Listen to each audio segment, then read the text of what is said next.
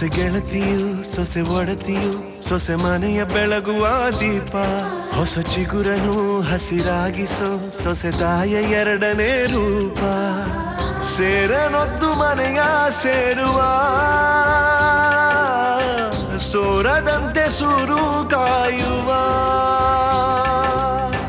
ಬಂಧಗಳಿಗೆ ಬಣ್ಣ ತೀಡುವ ಕನಸುಗಳಿಗೆ ಕಣ್ಣ ನೀಡುವ ಸೊಸೆ ಸೊಸೆ ಸೊಸೆ ಸೊಸೆ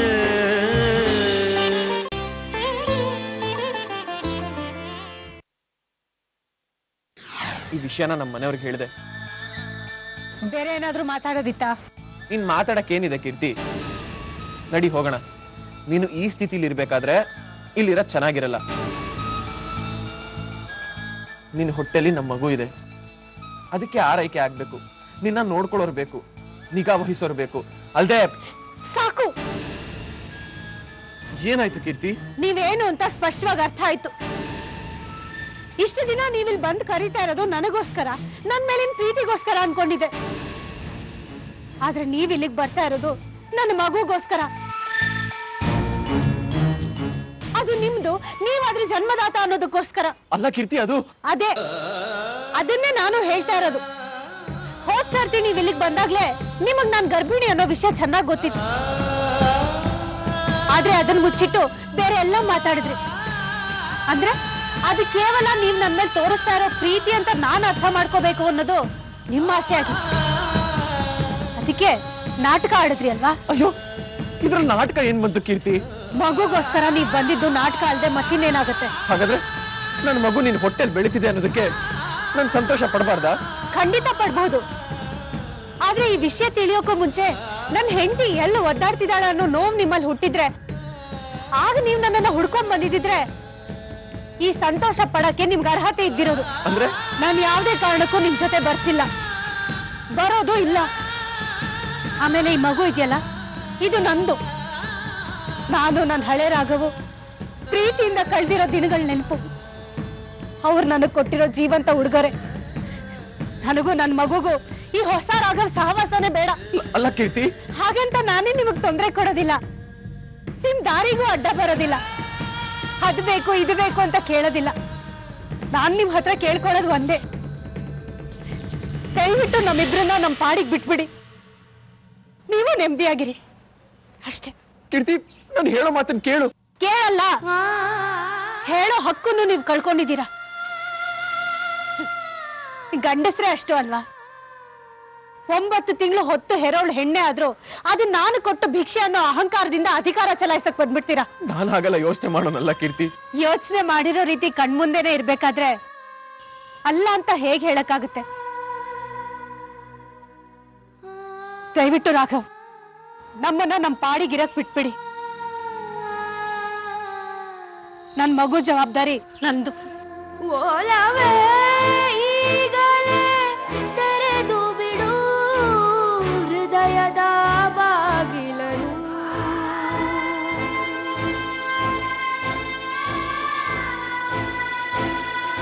ಪ್ರೀತಿಯ ಉಳಿಸಲು ಮುರಿದು ಬಿಡು ಮೌನದ ಬೀಗವನು.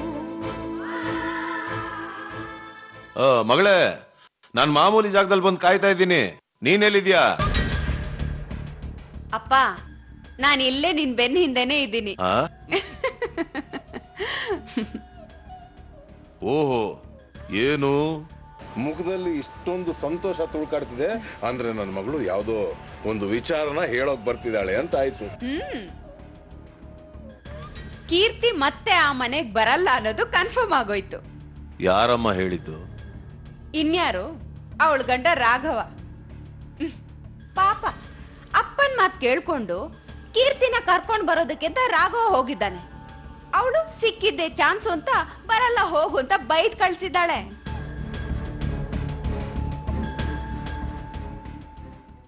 ಅಪ್ಪ, ಕೀರ್ತಿ ಆಟ ಎಂತದ್ದು ಅಂತ ನನಗ್ ಚೆನ್ನಾಗ್ ಗೊತ್ತು.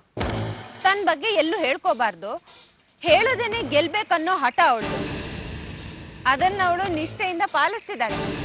ಎಷ್ಟೇ ಕಷ್ಟ ಬಂದ್ರೂ ಮುಚ್ಚಿಟ್ಕೊಂಡು ಅನುಭವಿಸ್ತಾ ಇದ್ದಾಳೆ.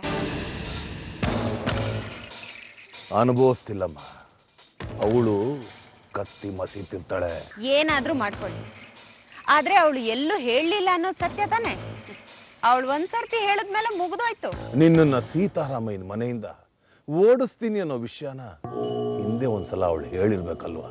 ನೀನ್ ನನ್ನ ತಾಕತ್ನ ಅನುಮಾನಿಸ್ತಾ ಇದೀಯಪ್ಪ. ಹೊಸ ಮಾತಾಡುವಾಗ ಹಳೆ ಮಾತುಗಳನ್ನ ಮರಿಬಾರ್ದು ಅಂತ ಜ್ಞಾಪಿಸ್ತಾ ಇದ್ದೀನಿ. ಏನೇ ಆದ್ರೂ ಅವಳು ಆ ಮನೆಗ್ ಬರೋದಿಲ್ಲ ಅನ್ನೋದು ಕ್ಲಿಯರ್ ಅಪ್ಪ. ಆದ್ರೆ ಬಂದ್ರೆ ಏನಾಗುತ್ತೆ ಅಂತ ಯೋಚನೆ ಮಾಡ್ತಾ ಮುಂದಕ್ಕೆ ಹೆಜ್ಜೆ ಹಾಕೋದು ಹೋರಾಡೋರ್ ಲಕ್ಷಣ. ಕೀರ್ತಿ ಆ ಮನೆ ಪಾಲಿಗೆ ಅವಲಕ್ಷಣ. ಮನೆಯವ್ರ ಮನಸ್ಥಿತಿನ ಬದಲಾಗದೆ ಇರೋ ಹಾಗೆ ನೋಡ್ಕೊಳ್ಳೋದು ನಿನ್ನ ಜಾಣತನ.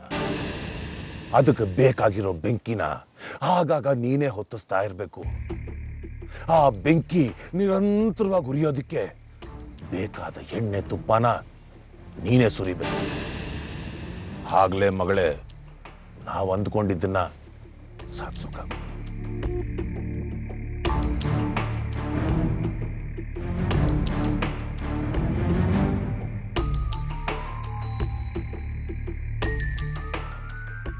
ಯೋಚನೆ ಮಾಡ್ಬೇಡಪ್ಪ. ಅದೇ ಬೆಂಕಿಯಿಂದ ಮನೆ ಸುಡೋಳ್ ನಾನು. ಅವಳು ಬಂದಿದ್ದು ದೀಪ ಹಚ್ಚೋದಕ್ಕೆ, ನಾನ್ ಹೋಗಿದ್ದು ಬೆಂಕಿ ಇಡೋದಕ್ಕೆ. ನಾನ್ ಸುರಿಯೋ ಉರುವಲ್ಗೆ ಆ ದೀಪನೇ ಬೆಂಕಿ.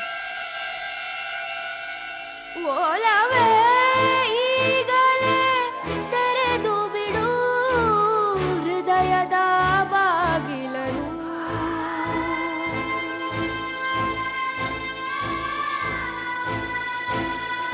ಪ್ರೀತಿಯ ಉಳಿಸಲು ಮುರಿದು ಬಿಡು ಮೌನದ ಬೀಗವನು.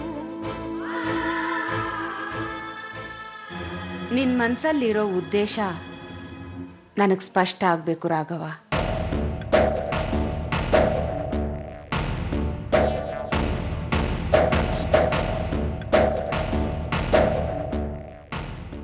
ರಾಘವ, ಕಾಫಿ ತಗೋ.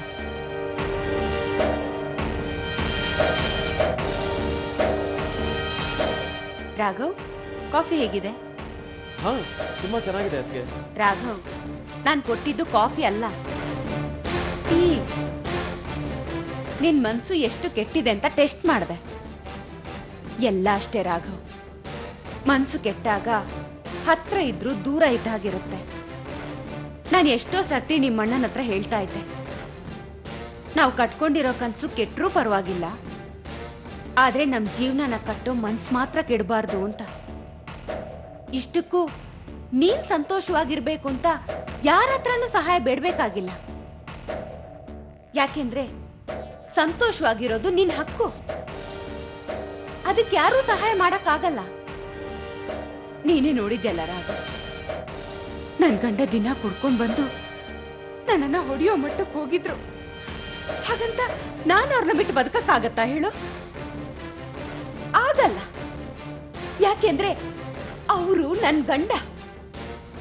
ಅವ್ರು ನನಗೇನೇ ತೊಂದರೆ ಕೊಟ್ರು ನಾನು ಅವ್ರ ಜೊತೆಲೇ ಇದ್ಕೊಂಡು ಅದನ್ನೆಲ್ಲ ಸಹಿಸ್ಕೊಂಡು ನಾನು ಅವ್ರ ಜೊತೆ ಜೀವನ ನಡೆಸ್ತಾ ಇಲ್ವಾ ಹೇಳು? ಈಗ ನಮ್ ಸಂಸಾರ ಚೆನ್ನಾಗಿಲ್ವಾ? ಹಾಗೆ ಹಾಗೆ ನಿನ್ ಸಂಸಾರನು ಚೆನ್ನಾಗಿರ್ಬೇಕನ್ನೋದು ನನ್ನ ಆಸೆ. ನೀನ್ ಈ ರೀತಿ ನೋವು ತಿನ್ನೋದು ನನ್ ಕೈಲಿ ನೋಡಕ್ ಆಗ್ತಿಲ್ಲ. ಹೋಗು ರಾಘವ, ಹೋಗಿ ಕೀರ್ತಿನ ಕರ್ಕೊಂಡ್ ಬಾ. ಅವಳಿಗೆ ಬುದ್ಧಿ ಹೇಳಿ ಅವಳನ್ನ ತಿದ್ದಿ ಸರಿ ಮಾಡು. ನೀನು ಸುಖವಾಗಿ ಸಂಸಾರ ಮಾಡು. ಅದು ಬಿಟ್ಟು ನೀನ್ ಈ ರೀತಿ ಒಂಟೊಂಟಿಯಾಗಿ ಕೂತ್ಕೊಂಡು ಯೋಚನೆ ಮಾಡ್ತಾ ಇದ್ರೆ ನಿನಗೆ ಗುರ್ತಿ ಹಿಡಿದು ಬಿಡತ್ತೆ ರಾಘವ್. ಎಷ್ಟು ಸತಿ ಅಂತ ಕರೀಲಿ ಅದಕ್ಕೆ? ಎಲ್ಲೋ ಒಂದ್ ಕಡೆ ನಂದೇ ತಪ್ಪಾಯ್ತು, ಸಾರಿ ಅಂತೆಲ್ಲ ಕೇಳಿದೀನಿ ಗೊತ್ತಾ. ಆದ್ರೆ ಅವಳೇ ಬರಕ್ ರೆಡಿ ಇಲ್ಲ. ಎಲ್ಲೋ ಅವತ್ತು ನಾನ್ ಮಾತಾಡಿದ ಮಾತಿಗೆ ನೀನ್ ಸಿಟ್ ಮಾಡ್ಕೊಂಡು ಕೀರ್ತಿನ ದೂರ ಮಾಡ್ಕೊಂಡೇನೋ ಅನ್ನೋ ಬೇಜಾರಿದೆ ನನ್ಗೆ. ಅವತ್ ಅಮ್ಮ ತೀರ್ಕೊಂಡಾಗ ನಿಮ್ಗನ್ಸಿದ್ದು ನೀವಂದ್ರಿ, ಅದ್ರಲ್ಲಿ ತಪ್ಪೇನಿದೆ? ದೇವರಂತ ಅಮ್ಮನ್ ಕಳ್ಕೊಂಡ್ ನೋವು ಅವತ್ ಪ್ರತಿಯೊಬ್ಬರಲ್ಲೂ ಇತ್ತು. ಅದಕ್ಕೆ ಟಾರ್ಗೆಟ್ ಆಗಿದ್ದು ಕೀರ್ತಿ. ಈಗ ನೀವೇ ನೋಡಿ, ಅವಳು ಹೋಗಿ ವಾಪಸ್ ಕರ್ಕೊಂಬ ಅಂತ ಹೇಳ್ತಿದ್ದೀರಾ.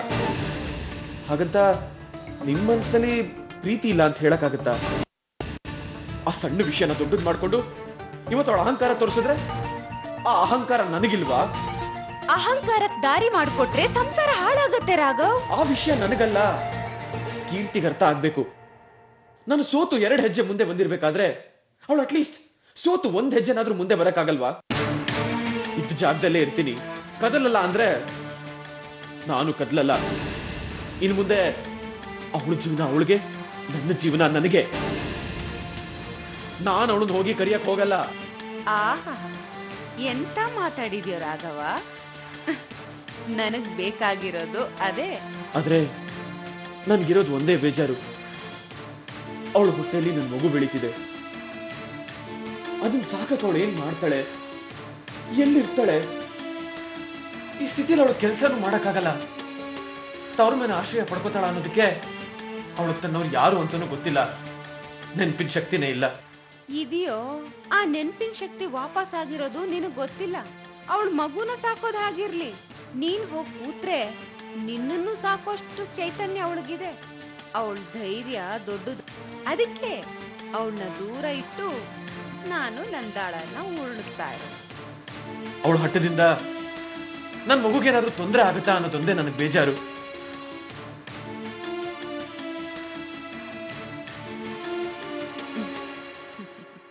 ಏನೇ ಆದ್ರೂ ನಿಮ್ಮಿಬ್ರು ಹಠ ಮತ್ತೆ ಕೀರ್ತಿನ ಈ ಮನೆ ಕರ್ಕೊಂಡ್ ಬರೋದಿಲ್ವಲ್ಲ ಅನ್ನೋದೊಂದೇ ಸಮಾಧಾನ ನನ್ಗೆ.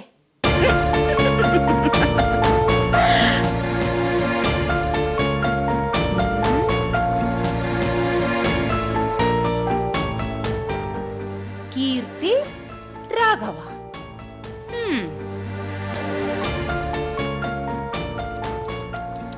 ಕೀರ್ತಿ ಪಾಪ ರಾಘವ, ನಿನ್ ನೆನ್ಪಲ್ಲಿ ಅವನಿಗೇನು ಸೇರ್ತಾ ಇಲ್ಲ.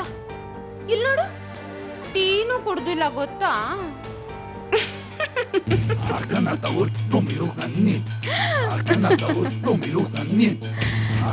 ನೀನಾದ್ರೂ ಕುಡಿ. ಚೆನ್ನಾಗಿದ್ಯಾ?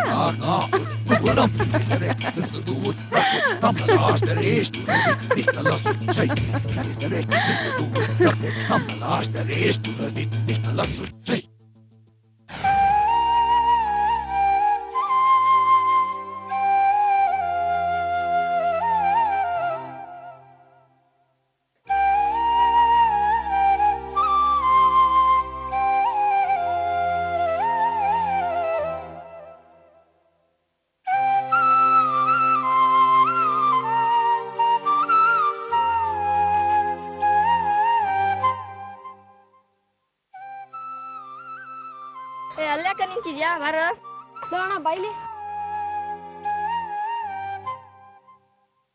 ಅಣ್ಣ ಅವ್ರೇನ್ ಮಾಡ್ತಾವ್ರೆ? ತೀರ್ಕೊಂಡವ್ರಿಗೆ ತಿಥಿ ಕಾರ್ಯ ಮಾಡ್ತಿದ್ದಾರೆ. ಬಾಳೆ ಎಲೆಯಲ್ಲಿ ಅನ್ನ ಇಟ್ಕೊಂಡವ್ರೆ. ನಮ್ಮನ್ ಬಿಟ್ಟೋದವ್ರ ಊಟನಪ್ಪ ಅದು. ಕಾಗೆ ರೂಪದಲ್ಲಿ ಅವ್ರು ಬಂದು ಅದನ್ನ ತಿನ್ಕೊಂಡ್ ಹೋಗ್ತಾರೆ. ಹಾಗಾದ್ರೆ ಅವ್ರು ನಮ್ ಜೊತೆ ಊಟಕ್ಕೆ ಕೂತ್ಕೊಳ್ಳಲ್ವಾ? ಸತ್ತವ್ರು ನಮ್ ಜೊತೆ ಊಟಕ್ಕೆ ಬಂದು ಕೂರಕ್ಕಾಗುತ್ತಾ? ಅಣ್ಣ ಹಾಗಾದ್ರೆ ಎಲ್ರು ಒಂದಲ್ಲ ಒಂದು ದಿವಸ ಸಾಯ್ತಾರಲ್ವಾ? ಹುಟ್ಟೋರ್ ಸಾಯ್ಲೇಬೇಕು. ಮನುಷ್ಯ ಬರುವಾಗ್ಲೂ ಒಂಟಿ, ಹೋಗುವಾಗ್ಲೂ ಒಂಟಿ. ಮತ್ ಮಧ್ಯದಲ್ಲಿ ಯಾಕೆ ಒಂಟಿ ಆಗಿರಲ್ಲ? ಅಪ್ಪ ಅಮ್ಮ ಅಣ್ಣ ತಮ್ಮ ಅಂತ ಯಾಕೆ ಓದಾಡ್ತಾನೆ? ಅದನ್ನೇಪ್ಪ ಸಂಸಾರ ಅನ್ನೋದು. ಸರಿ ಬಿಟ್ಬಿಡ ಸಂಸಾರನ ಕಟ್ಕೊಳ್ಳೋದು ಯಾಕೆ? ತಿಂದೂಟ ನಾಳೆ ತಿಪ್ಪೆ ಸೇರುತ್ತೆ ಅಂತ ಗೊತ್ತಿದ್ದು ನಾವ್ ಯಾಕೆ ಊಟ ಮಾಡ್ತೀವಿ ಹೇಳು? ಬದುಕೋಕೆ. ಹಾಗೆ ಬದುಕೋದಕ್ಕೆ ಸಂಸಾರ ಬೇಕಾಗುತ್ತೆ. ಹಾಗಾದ್ರೆ ಸಂಸಾರ ಇಲ್ಲದೆ ಬದುಕೋಕಾಗಲ್ವ? ಕಷ್ಟನಪ್ಪ. ಮನುಷ್ಯ ಸಂಘಜೀವಿ. ಸಂಘದಲ್ಲೇ ಇದ್ದು ಒಂಟಿ ಆಗಿರಕ್ಕಾಗಲ್ವಾ? ಹಾಗಾಗ್ಬೇಕು ಅನ್ಕೊಂಡವ್ರು ಸನ್ಯಾಸಿಗಳಾಗ್ತಾರಪ್ಪ. ಸನ್ಯಾಸಿ ಅಂದ್ರೆ ಏನು? ಸಂಸಾರ ಸಂಬಂಧಗಳನ್ನ ಬಿಟ್ಟವನು. ಸನ್ಯಾಸಿಗಳಿಗೂ ತಿಥಿ ಮಾಡ್ತಾರ ಅಣ್ಣ? ಇಲ್ಲ, ಸನ್ಯಾಸಿಗಳಿಗೆ ಯಾರು ತಿಥಿ ಮಾಡಲ್ಲ. ಸ್ವಾಮಿ ಪೂಜೆ ಟೈಮ್ ಆಯ್ತು, ಬನ್ನಿ.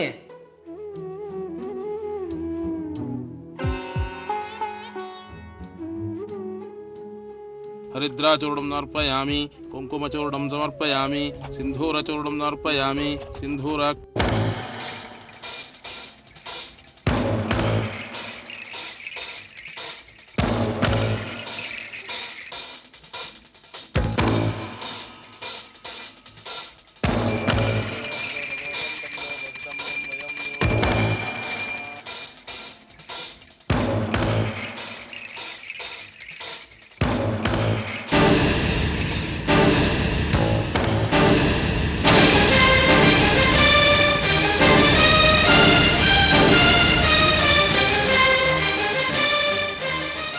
ನಿರ್ಭಯ ಯಾರಕ್ಕೆ ಪಿಂಡ ಬಿಡ್ತಾ ಇದ್ದಾನೆ? ಆ ಮನೇಲಿ ಸತ್ತಿರೋಳು ಶಾರದಾ, ತಿಥಿ ಮಾಡಕ್ ಅವಳು ಗಂಡ ಇದ್ದಾನೆ.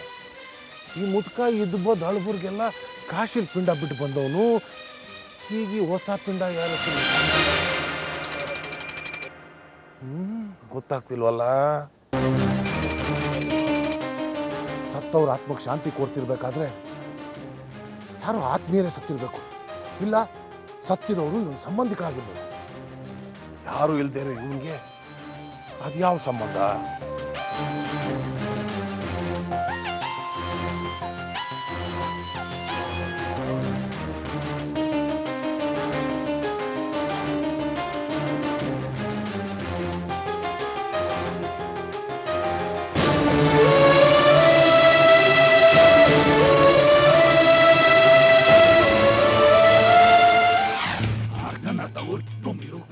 ನಿನ್ನ ಹತ್ರ ಫೋನಲ್ಲೇ ಈ ವಿಷಯ ಹೇಳೋಣ ಅಂತಿದ್ದೆ, ಆದ್ರೆ ಎದುರುಗಡೆ ಮಾತಾಡೋದೇ ಒಳ್ಳೇದು ಅಂತ ನಿನ್ ಕರೆದೆ. ಸೀತಾರಾಮಯ್ಯ ಇನ್ನು ಮನೆಗೆ ಬಂದಿಲ್ಲ ತಾನೆ? ಇಲ್ಲ. ಹಾಗಾದ್ರೆ ನೀ ತಕ್ಷಣ ಮನೆಗೆ ಹೋಗ. ಈಗ ತಾನೇ ಮನೆಯಿಂದಾನೇ ಬಂದಲ್ಲಪ್ಪ. ಅಯ್ಯೋ ರಾಮ, ನೀನ್ ಮನೆಗೆ ಹೋಗಮ್ಮ. ಸೀತಾರಾಮಯ್ಯನ ಹತ್ರ ಜಾಣತನದಿಂದ ಮಾತಾಡಿ ಒಂದು ಗುಟ್ನ ಹೊರಗಡೆ ಬಿಡಿಸ್ಕೊ. ಯಾವ ಗುಟ್ಟು? ನನಗೂ ಗೊತ್ತಿಲ್ಲಮ್ಮ, ಆದ್ರೆ ಅನುಮಾನ ಅಂತೂ ಬಂದಿದೆ. ಇವತ್ತು ಆ ಸೀತಾರಾಮಯ್ಯ ಯಾರಿಗೋ ಗುಟ್ಟಾಗಿ ತಿಥಿ ಮಾಡ್ತಿದ್ದ. ಏನು? ಹೌದಮ್ಮ, ಯಾರಿಗೋ ಬಹಳ ಭಯ ಭಕ್ತಿಯಿಂದ ಶ್ರಾದ್ದ ಮಾಡ್ತಿದ್ದ. ಶ್ರಾದ್ದ ಅವ್ರು ಮಾಡೋ ಆಗಿಲ್ವಲ್ಲ? ಓ, ಅದು ಅವನಿಗೂ ಗೊತ್ತಿರುತ್ತೆ. ಇದು ಬೇರೆನೆ ಅನ್ಸುತ್ತೆ. ಅದು ಅಂತ ತಿಳ್ಕೊಳ್ಳೋದು ನಮಗೆ ತುಂಬಾ ಆಗುತ್ತೆ. ಅಂಜಲಿ, ನಾವ್ ಯಾರ ವಿರುದ್ಧ ಯುದ್ಧ ಮಾಡ್ತಿದೀವೋ ಅವ್ರ ಗುಂಪು ಎಷ್ಟಿದೆ ಅಂತ ತಿಳ್ಕೊಳ್ಳೋದು ನಮ್ಗೆ ಅಗತ್ಯ. ಇಲ್ದೇ ಇದ್ರೆ ಸೋಲ್ ಖಂಡಿತ.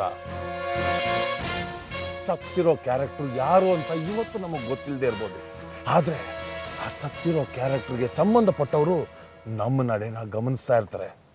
ನಾವ್ ಅದನ್ನ ಗಮನಿಸ್ತಾ ಇದ್ರೆ ತಪ್ಪಾಗುತ್ತಲ್ವಾ? ಕೊನೆಯಲ್ಲಿ ಗೆದ್ದು ಗೆಲುವು ನಮ್ದಾಗಲ್ಲ. ನೋಡು, ಸತ್ತಿರೋರು ಯಾರು ಅಂತ ಸರಿಯಪ್ಪ.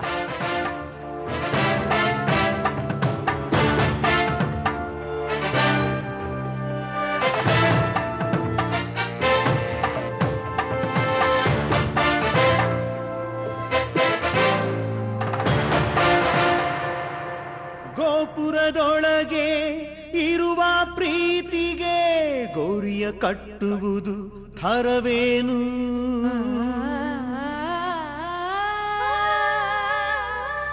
ಜನಿಸಿದ ಪ್ರೀತಿಯ ಹೇಳದೆ ತಡೆವ ಮರಣ ದಂಡನೆ ಸರಿಯೇನು?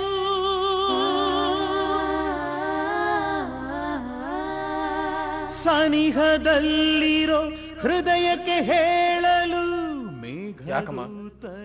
ಏನಾಯ್ತು? ನಿನಗೇನಾಗಿದೆ ಅಂತ ನೋಡ್ತಾ ಇದ್ದೀನಿ. ನನಗೇನಾಗಿದೆ? ಗೊತ್ತಾಗ್ತಿದೆ. ಇಷ್ಟೊತ್ತಿಗಾಗ್ಲೇ ಕೆಲ್ಸಕ್ಕೆ ಅಂತ ಹೋಗಿರ್ತಿದ್ದವನು ಮನೆ ಬಿಟ್ಟು ಆಚೆ ಕದಲ್ತಾ ಇಲ್ಲ. ಮನೇಲಿ ಯಾರ ಹತ್ರನೂ ಸರಿಯಾಗಿ ಮಾತಾಡ್ತಾ ಇಲ್ಲ. ಆಕಾಶನೇ ತಲೆ ಮೇಲೆ ಬಿದ್ದವನ್ ತರ ಕೂತಿರ್ತೀಯ. ಯಾಕೋ? ಏನಾಯ್ತು? ಭಯ ಆಗ್ತಿದೆ. ಭಯನಾ? ಯಾರ ಬಗ್ಗೆ? ಕೀರ್ತಿ ಬಗ್ಗೆ, ಅವಳು ಹೊಟ್ಟೆಲಿರೋ ಮಗು ಬಗ್ಗೆ.